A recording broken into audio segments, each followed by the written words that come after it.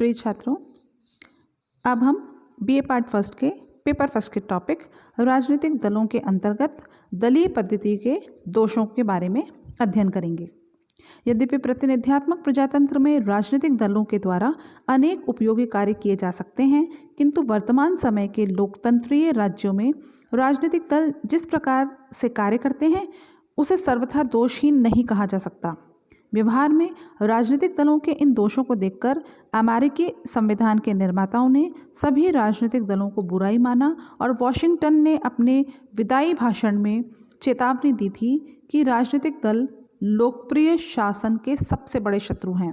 Hamilton ने भी राजनीतिक दलों को बुरा कहा था। संक्षेप में राजनीतिक दलों के निम्नलिखित दोष हो सकते हैं। पहला है लोकतंत्र के विकास में बाधा। लोकतंत्रात्मक शासन व्यवस्था व्यक्तिगत स्वतंत्रता पर आधारित होती है, लेकिन राजनीतिक दल इस व्यक्तिगत स्वतंत्रता का अंत कर लोकतंत्र के विकास में बाधक बन जाते हैं। राजनीतिक दल के सदस्यों को सार्वजनिक क्षेत्र में अपने व्यक्तिगत विचारों को त्याग कर दल की ही बातों का समर्थन करना पड़ता है। इस प्रकार व्यक्ति दलीय यंत्र के चक्र का एक भाग बनकर रह जाता है, जो पहिए के साथ ही चल सकता है, स्वयं नहीं। लिकॉक ने लिखा है, राजनीतिक दल उस व्यक्तिगत विचार तथा कार्य संबंधी स्वतंत्रता का अंत कर देता है जिसे लोकतंत्रात्मक शासन का आधारभूत सिद्धांत समझा जाता है। दूसरा दोष है राष्ट्रीय हितों की उपेक्षा।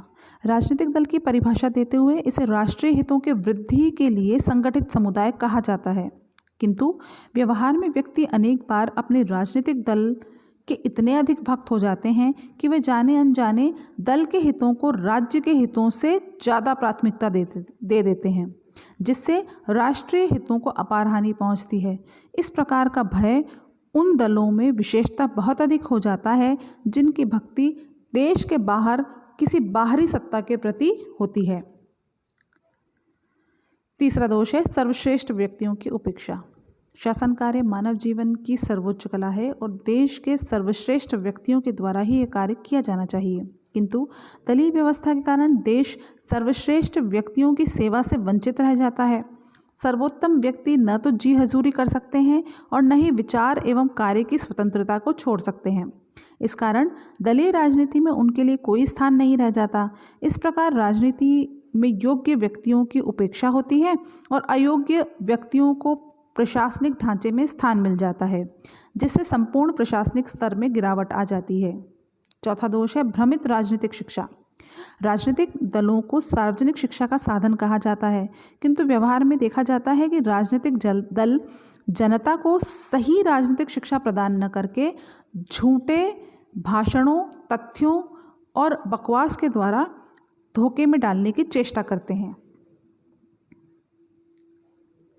अपने स्वार्थ के लिए झूठ को सच और सच को झूठ करना उनका कर्तव्य बन जाता है।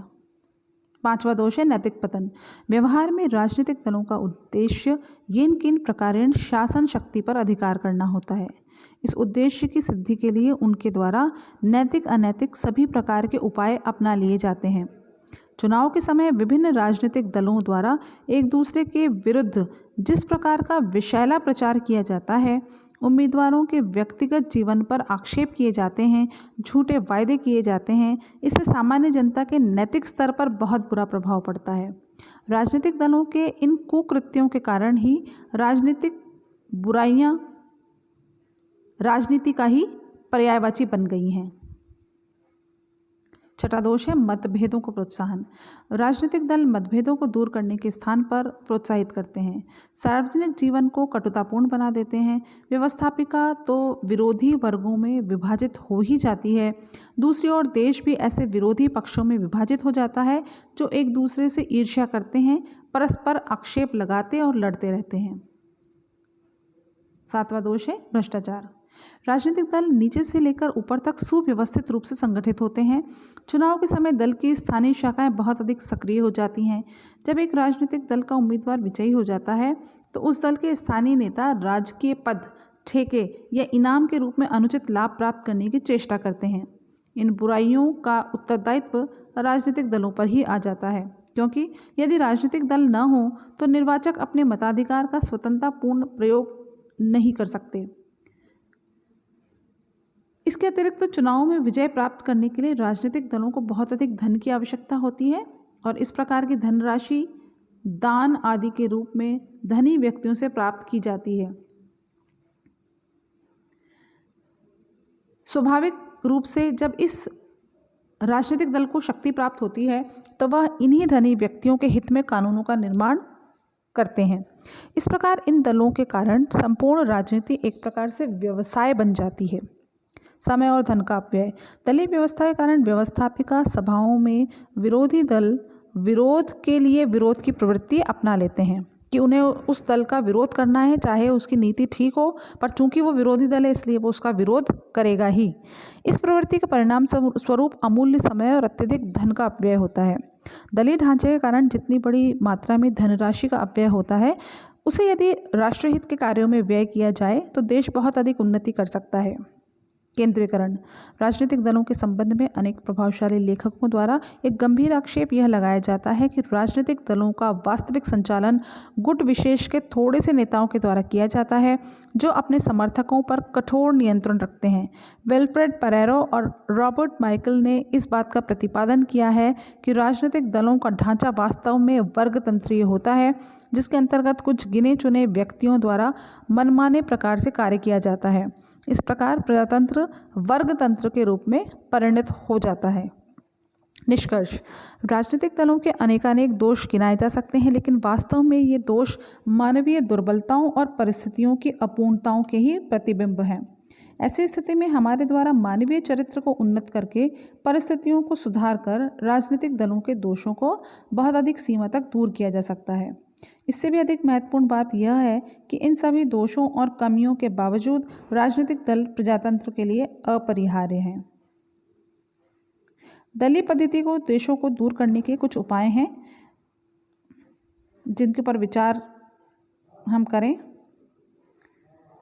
और इसमें सुधार लाने की चेष्टा की जाए तो दलीय पद्धतियों के दोषों को दूर करने के उपाय निम्नलिखित हैं। पहला है, दलों के निर्माण का आधार वर्ण, वर्ग या धर्म न होकर आर्थिक और राजनीतिक विचारधारा और कार्यक्रम होना चाहिए। दूसरा, शिक्षित जनता ही राजनीतिक समस्याओं को ठीक प्रकार से समझ सकती है, दल की नीतियों और कार्यक्रमों का सही मूल्यांकन कर सकती है। इसलिए जनता को शिक्षित करके आर्थिक असमानता को दूर करके जनता की आर्थिक स्थिति को सुधारने की चेष्टा अवश्य की जानी चाहिए। दलीय नेताओं और कार्यकर्ताओं को स्वार्थ त्याग कर सच्चाई में देश हित के कार्य करने चाहिए। दलों के द्वारा अपने स्वार्थों और हितों की अपेक्षा और राष्ट्रीय हितों को अधिक महत्व दिया जाना चाहिए और दलीय अनुशासन की कठोरता में कमी की जानी चाहिए। विभिन्न दलों के द्वारा परस्पर सहिष्णुता और सहनशीलता के आधार पर व्यवहार किया जाना चाहिए। बहुमत दल के द्वारा अपने प्रत्येक कार्य में समस्त सामाजिक हितों को ही दृष्टि में रखा जाना चाहिए। बहुमत दल द्वारा विरोधी दलों को उचित आदर दिया जाना चाहिए और विरोधी दल द्वारा विरोध के लिए विरोध की प्रवृत्ति को नहीं अपनाना चाहिए।